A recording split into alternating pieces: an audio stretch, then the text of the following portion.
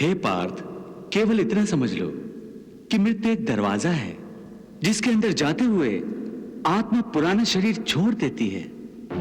वास्तव में मृत्यु और जन्म के दो दरवाजे हैं जो एक दूसरे के आमने सामने हैं।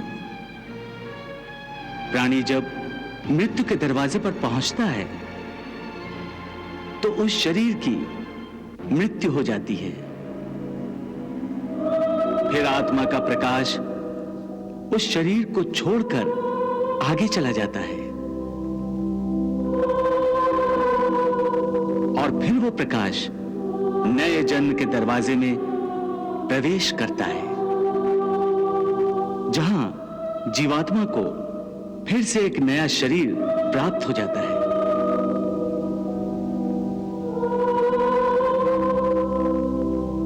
और वहां से उसके नए जन्म की नई यात्रा शुरू हो जाती है।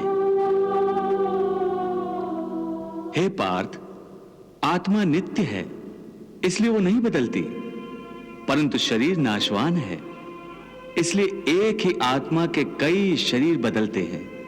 इसलिए हर नए जन्म में वो नए नए शरीर धारण करता रहता है।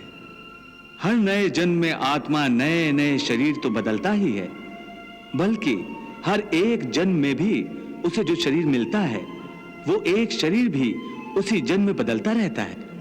ये बात मेरी समझ में नहीं आई केशव, क्योंकि एक जन्म में तो प्राणी को एक ही शरीर मिलता है। नहीं, एक नहीं, अनेक शरीर मिलते हैं एक ही जन्म में। मैं अब भी नहीं समझा प्रभु। मैं समझाता हूं। याद करो अपना बचपन। उस समय अर्जुन का शरीर कैसा था? एक बालक का।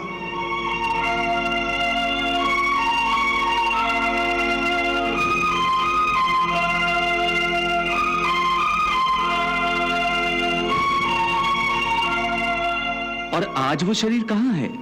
वो शरीर तो बदल गया इस शरीर में। अर्थात वो शरीर नहीं रहा। आज तुम्हें एक युवक का शरीर मिला है।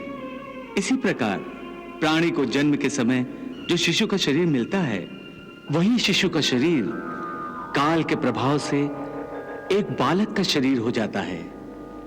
फिर वो किशोर अवस्था में आता है, फिर एक जवान पुरुष का शरीर बनता है, फिर अधेड़ उम्र का, फिर बूढ़े का रूप लेकर अंत में एक सूखे पत्ते की तरह जीवन के वृक्ष से टूटकर गिर जाता है।